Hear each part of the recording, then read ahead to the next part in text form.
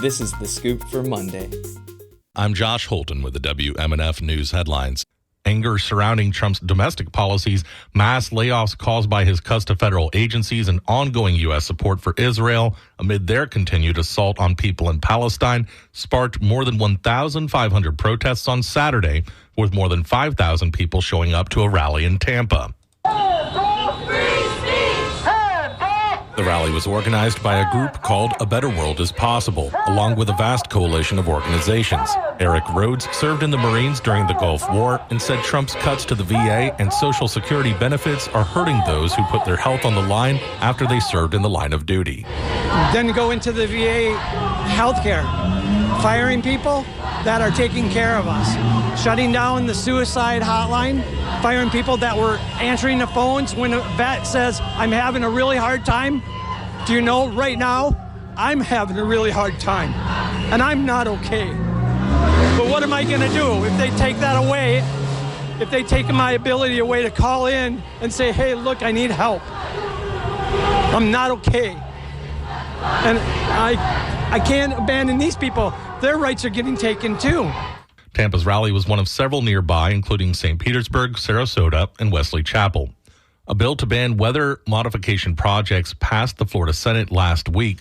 WMNF's Chris Young reports, among other things, the bill seeks to prevent what some called chemtrails. Senate Bill 56 would ban the release of chemicals into the air meant to affect the climate. Republican Senator Ileana Garcia sponsored the bill. The bill doesn't ban legitimate climate research. It bans unregulated weather modification and geoengineering experiments that lack transparency and oversight. The ones that lead to the conspiracy theories, unfortunately.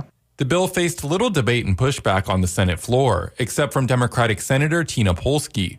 What I don't understand is if somebody reports seeing, let's just say, for example, a chemtrail or something that they believe is a problem, by nature of what it is, it dissipates into the atmosphere. So how would DEP investigate if there was a violation of this law? I think it's not just based on one complaint, right, or one report. I think it would be based on various.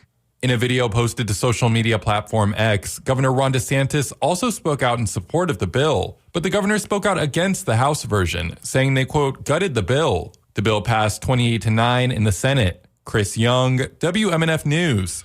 A pair of bills that would extend legal protections for human fetuses are moving through the Florida legislature. If passed, the bills would extend provisions of personal injury laws to unborn fetuses, allowing family members to seek compensation as a result of negligence.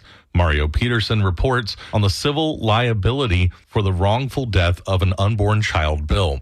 HB 1517 would allow survivors of an unborn child to seek legal action against someone deemed negligent in its death. The legislation also seeks to define an unborn child as a member of the species Homo sapien in any stage of development who is carried in the womb.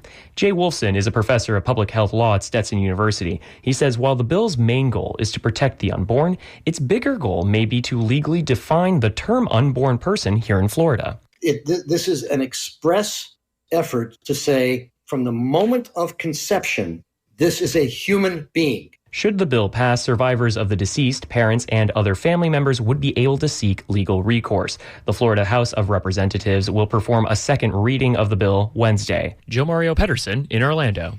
A U.S. district judge Friday temporarily blocked a new Florida law aimed at cracking down on undocumented immigrants. Miami-based Judge Kathleen Williams issued a 14-page decision granting a request for a temporary restraining order against the law, which the Republican-controlled legislature and Governor Ron DeSantis approved in February. The law created state crimes for undocumented immigrants who enter or re-enter Florida.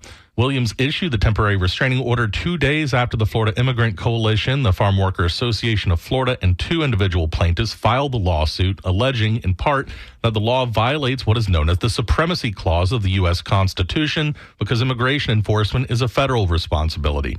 Lawmakers passed the measure during a Friday special session, saying they were trying to help carry out President Donald Trump's immigration policies.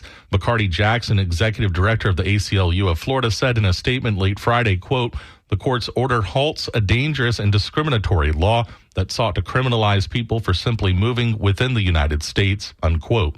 Sunshine and clouds today with highs in the upper 80s. Showers and thunderstorms tonight with overnight lows in the mid-60s. Cloudy skies tomorrow with highs in mid-70s. I'm Josh Holton with the WMNF News headlines. This is The Scoop, recorded at WMNF Tampa.